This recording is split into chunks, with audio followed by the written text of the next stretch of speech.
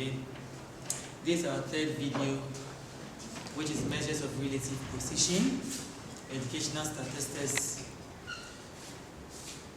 Before we start with a new topic, which is measure of relative position, we will do a quick review on what we have done so far.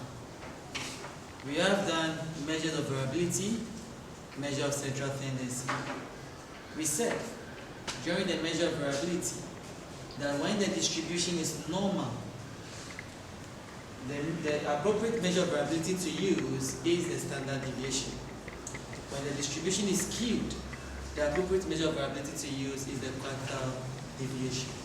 We also said that the measure of variability can also have other names, which is synonyms. Okay, we can also call it measure of spread, we can call it measure of variation, measure of dispersion, or measure of scatter. And we said that the measure of central tendency, that when the distribution is skewed, okay, the median is appropriate to use. When the distribution is normal, the mean is appropriate to use. We said that the measure of central tendency will be dealing with three averages, which is the mean, mode, and median. Okay, we also said that the mean is used for further statistics. The median can be used, but its use is limited. Today, we'll be looking at measure of relative position. Relative position, we have three measures that we'll look at. Basically, it is two, but let's say three because we look at percentiles and we look at percentile rank. We look at z-score and the t-score. The z-score and the t-score are normally known, or they are known as the standard score. Okay, the main purpose of these measures is to describe an individual's position in relation to a known group or the norm group. When we say a known group or the norm group, is the students or the individuals you are in the same class with. That is the known group or the norm group. Are you okay? So based on the individuals, we will compare it to the performance of the students. Okay. Now let's deal with percentiles. We said we have what? Percentiles and percentile rank. So we first of all talk about percentiles. We talk about percentiles. Sorry.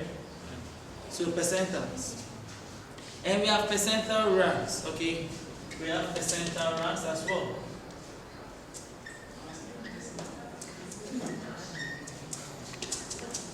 Now, when we talk about percentiles, we are saying that I know your position, tell me your scores. Okay. So percentiles deals with I know your position, tell me your scores. So for instance, if we have P40 is equal to 60, there are two things you need to identify whenever we talk about relative position or measures of relative positions. We should be able to identify two things, which is the score and the position. So when we talk about percentiles, we say I know your position, tell me your score. So always the position comes before the scores. So you realize that P40 is equal to 60. This is the position, while this is the score. When you're able to identify these two things, your interpretation to percentiles becomes so simple. For example, if we say P40 is equal to 60, where 60 is the score, we can then say that Amma, with a given score, which is 60, she has performed better than 40% of the students in the class, or 40% of the individuals in the class, while 60% of the individuals in the class has performed better than Amma with a score of 60. So in percentiles, the only thing you need to understand, or in percentile and percentile ranks, the things you need to understand is you should be able to identify the position and the score.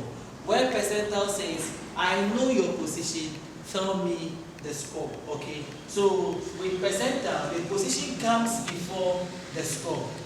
Hope we are good with that. Now, when we go to percentile rank, we are saying that PR of 60 is equal to, let's say, 40.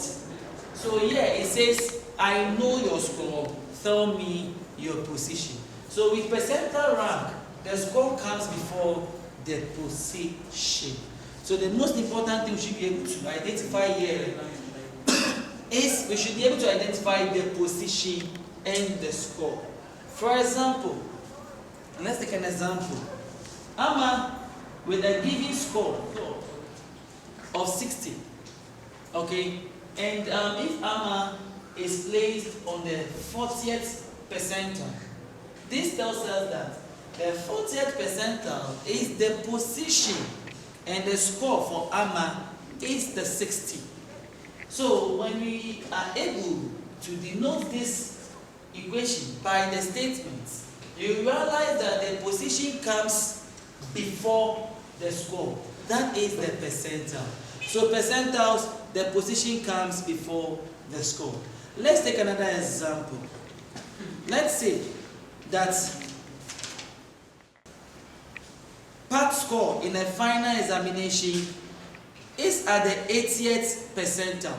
So part score in a final is at the 80th percentile of the scores in the class. Part scores lies. So now this is a question. So for you to be able to interpret where part score lies, you should be able to tell me the position in which we can find part score. So we said part score in a final examination lies on the 80th percentile. Is that okay? So let's assume if part score in the examination is 70, then it means that B80 is equal to 70. Where this 80 becomes the position, and this 70 becomes the score. So you come to understand that part with a score of 70, she has performed better than 80% of the individuals in the class, whilst 20% has performed better than part. Very good. Now we can get another, or we can get other interpretation for the same denotion. With a score of 70 has performed better than 80%. You would agree with me that we can then say 80% of the scores lies below the score 70, whilst 20% of the score lies above 70. That's another way of the interpretation we can give to percentiles.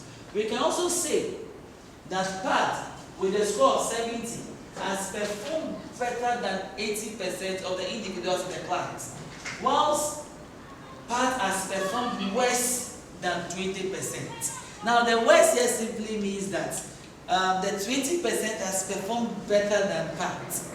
Now the interpretation for percentile and percentile rank are the same, but it's your ability to be able to identify where the score would lie and where the position lies for percentile and percentile rank. Then we move to percentile rank. Let's say Cynthia percentiles in an end of year examination was 55. Cynthia's percentile in an end of year examination was 55. Her actual score or actual examination score was 95. So they are giving you a statement like this. We know that they said the score is 95. Then the position is 55.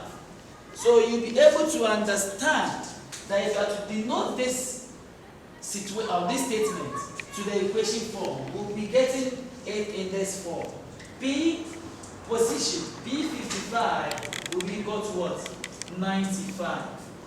So you will understand that this is the position and this is the score. The interpretations are the same. We can say Cynthia with a score of 95, she has performed better than 55% of the individuals in the class, whilst 45% has performed better than Cynthia with a score of 95. We can also say that 55% of the score lies below the score 95, and 45% of the scores lies above the score 95. We can also say that Cynthia, with a score of 95, she has performed better than 55% of the individuals in the class, whilst she has performed worse than 45%. All these are interpretation for percentiles and percentile ranks. The interpretation remains the same, but it is where you should be able to identify where the score lies and the position lies. That lies onto your bosom. You should be able to identify that, where the position is and where the score is. To percentile ranks. With percentile rank this time around, it says, I know your score. Tell me your position. So this time around, we have turned the equation upside down. At first, we said, I know your position, tell me your score. But this time around, we are saying, I know your score. Tell me your position. That is percentile rank. So it says, I know your score. Tell me your position. So I know your score. Tell me your position. Let's take this. Okay. This PR of 70 is equal to 70. So you should be able to understand that I know your score. So the score comes first. Are we good with that?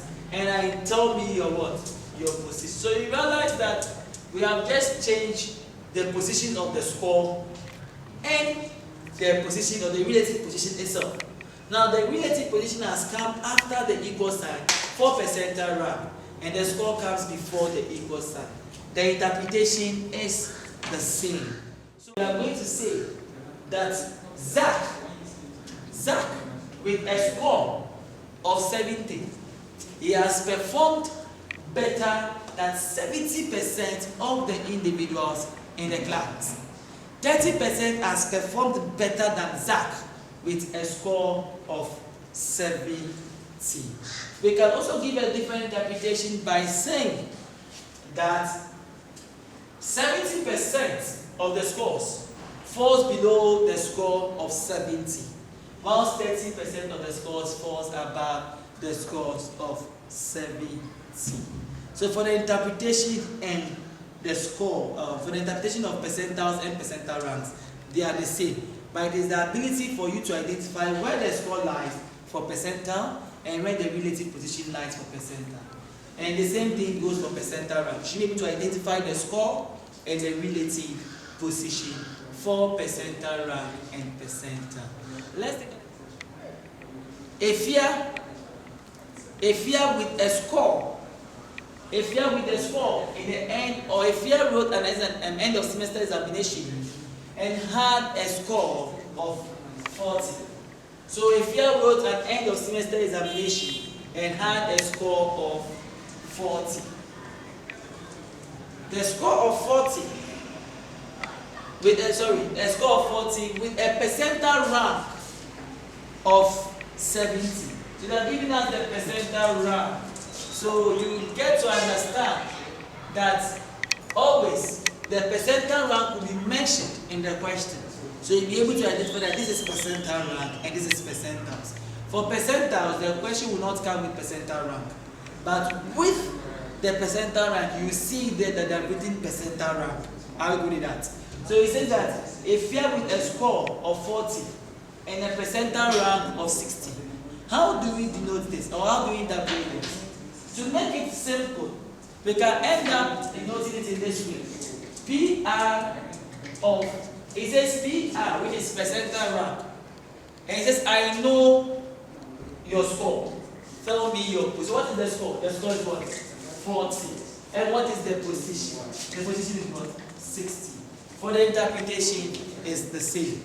The interpretation is the same. So it says that at the end of the day, I know your score, tell me your position. So if you are with a score of 60 has performed better than 60% of the individuals in the class, whilst 40% has performed better than if you are with a score of 60. Understand one thing about percentile and percentile ranks. It says that it is easy, or the easiest way to obtain percentiles and percentile rank is to use the ogive curve or the cumulative percentage graph. Now, when we say cumulative percentage graph, okay, both percentile and percentile rank is the use of cumulative percentage graph or the ogive or ogive curve, okay, the ogive curve. So this is how it looks like.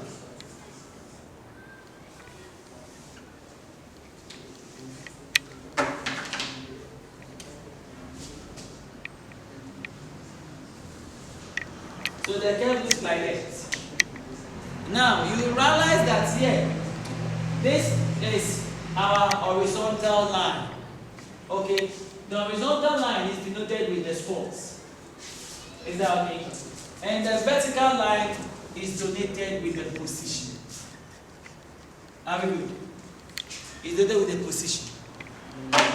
So if we have numbers, let's say 10, 20, 30, 40, 50, 60, 70, 80.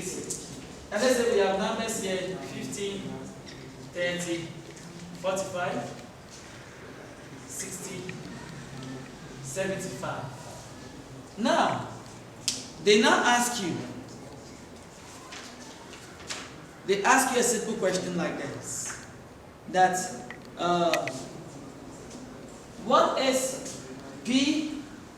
So when they give you P30 is equal to, so now you see P30 is equal to, we don't know. Have you seen? So here is a question mark, we don't know.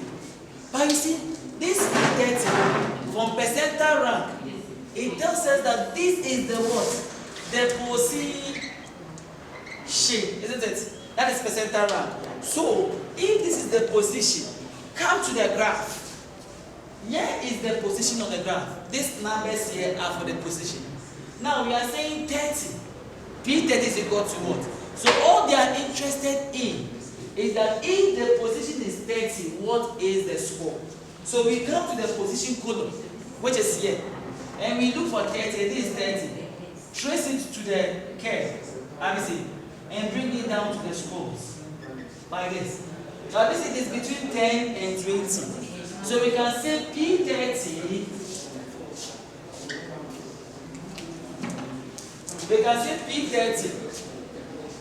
is equal to 40. Because you realize that the black mark here, look at it, where it falls, between 10 and 20, I can say this is what? 40, So it means that P30 is equal to 40. Now when they give you percentile rank, it will be like this. PR of 80. Are you okay? Now, what is that? You should be able to identify this. This is the score. Have you seen? So percentile rank, this is the score. So we come to the score column. You look for 80, this is 80. Trace it up and identify to the curve. Have you seen? And bring it to the position. Whatever you see there, you write. So PR of 80 is equal to, let's say, 65. 65. You can denote percentile rank and percentile using the cumulative percentage curve or graph, cumulative percentage graph, or the ogive curve to demonstrate the percentiles and the percentile rank. Standard score. We move straight to the standard score. Now we move straight to the standard score. Now when we talk about standard score indicates the number of standard deviation units. An individual score is above or below the mean of each group. It represents an individual score that has been transformed into a common standard using the mean and the standard deviation. The standard score.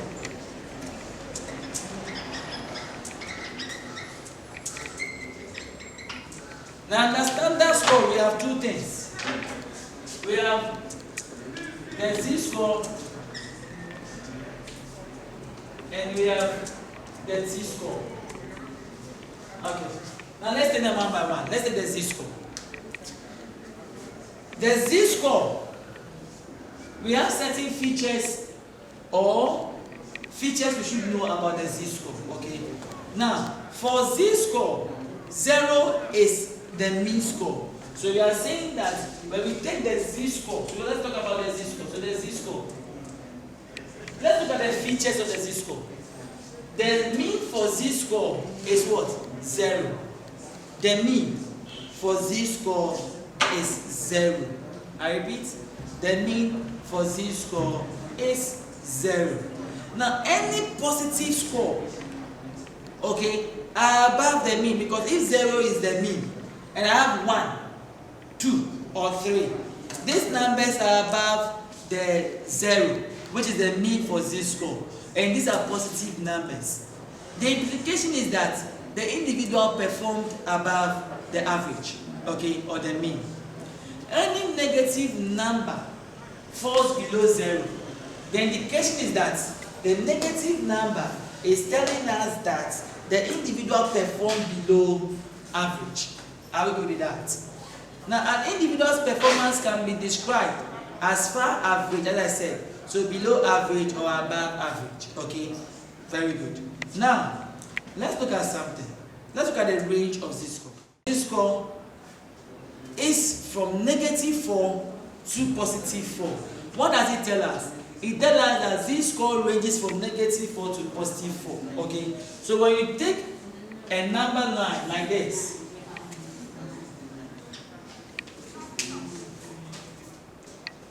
a number line, we realize that when we take a number line, since we are saying that the z-score ranges from, okay, so take the number line, you see that this is 1, 2, 3, and this is 4 standard deviation. This is -1 standard deviation, 2 negative, 3 negative standard deviation, and 4 negative. Now someone will ask, why this standard deviation is this standard deviation? The standard deviation is a movement, okay? Now we compare the mean to the standard deviation. So, one standard deviation above or above the mean. 2 standard deviation above the mean. 3 standard deviation above the mean. And 4 standard deviation above the mean. Is that good? So, we talk about z-score. You realize that another property of the z-score is that the mean is 0. The standard deviation is 1. It's a feature. Okay. So the mean for z-score is 0. The standard deviation is 1. So you realize that the difference is 1. So if the standard deviation is 1, what will be the variance? The variance will be 1. Are you okay with that? So this is the range for the z-score. Now, let's look at the formula for the z-score. Formula. Now I'm going to explain the variables over here.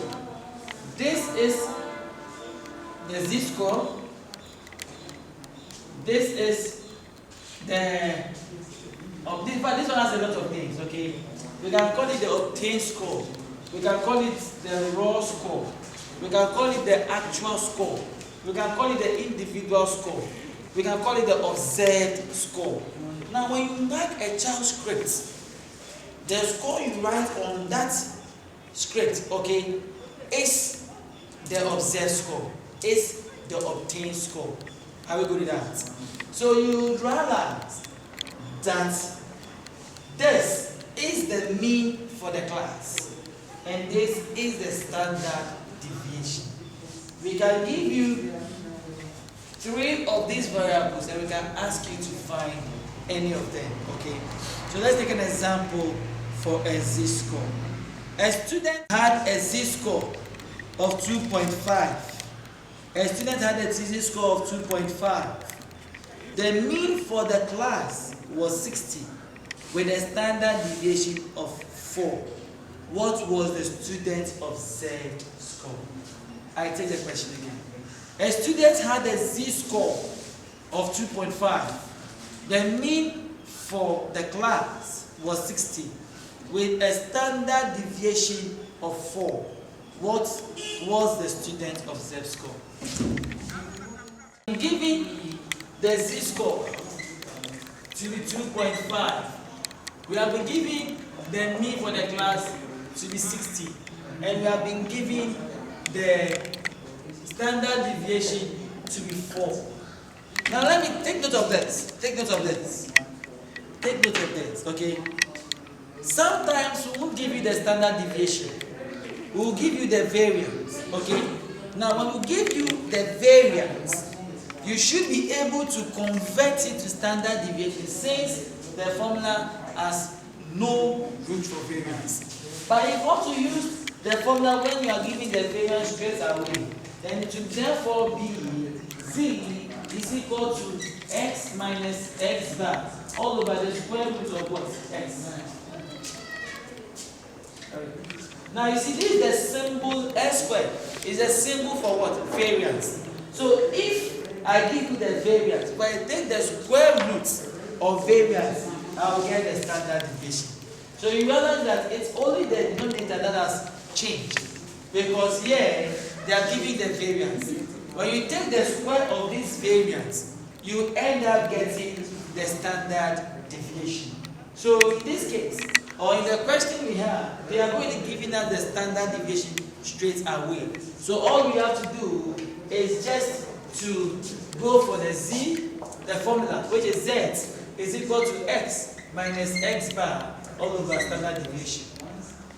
Now, in the question, they have given us the z to be 2.5, and they have given us the x, this one we don't know, but we know the mean to be what? 60, and we know the standard deviation to be 4. We are finding x. Now, how do we do this? How do we do this? Now, in simple mathematics, that you can do cross multiplication, okay? Then you end up getting 2.5 into bracket what? 4 is equal to x minus what? 60. Are we good? This will end up giving you 10 is equal to x minus 60. At this juncture, what you have to do is to group like terms. This 60 is negative. When it crosses this equal sign, it will turn to what? Positive. 10 plus what? 60 is equal to what? X.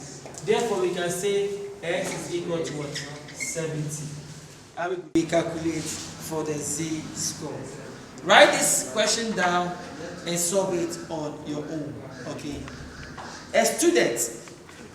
Okay, let us say a master girl obtained a raw score of 70 in an examination. A master girl obtained a raw score of 70 in an examination. If the raw score gives a master girl a z-score of 3.5, if the raw score gives a master girl a z-score of 3.5, what would be the class mean if it is known that the variance is 25? Now in this case, they have given us the variance. So remember, you need to convert the variance to standard deviation before you can use this formula. But if you don't want to convert, then you go straight to this formula. But I would advise or urge you to use this. So first of all, convert the variance to standard deviation. Okay, are we good? Now that one is for your own consumption. Let's proceed to t-score. T-score is I'll say t-score is an advancement of the z-score, because to get the t-score, you must first of all calculate for the z-score. Okay, so let's look at the features of the t-score. The mean for t-score is 50. The mean for t-score is 50. Remember, we said the mean for z is 0. The standard deviation is 1. That is for z. But for t, the mean is 50. The standard deviation is 10. Now, remember, if the standard deviation is 10, then it means the variance is what? 100. I will go with that. The variance is 100. If the standard deviation is 10. Now, the t-score ranges from 10 to 90. The t-score ranges from 10 to 90. Now this is the formula for the t-score. T is equal to 50 plus 10z. Now this 50 here, this 50 stands in for the mean. And this 10 stands for the standard deviation. Standard deviation. Whilst this Z is the z-score. So this Z is the z-score. Okay. But this T is referred as to the t-score. Remember, the range for t-score is 10 to 90. Okay, 10 to 90. The mean is 50. The standard deviation is 10. If the standard deviation is 10, then the z or the variance, the standard deviation is 10, then the variance is what? 100. Okay. Now let's look at the uses of the education. Or let's look at its uses. It helps the teacher to know an individual's position in relation to the rest of the class. That is to say that it helps us on the measure of relative position, helps us to know an individual's position in relation to the rest of the class. Okay. Now another use of the standard score or the measure of relative position is that it helps the teacher to compare student performance in different subjects to know individual strength and weakness. Okay, and that is the end, or that brings us to the end of measure of relative position. Remember, subscribe to CJTV for more updates. Thanks to Evans Gentle, thanks to Cynthia, thanks to Pat and Zach, Mr. and Mrs. Zakib, and thanks to Amaster Girl. Efia and Kate, I really appreciate you all. Love you all. And thanks to the man of the house, Derek, the man behind the video.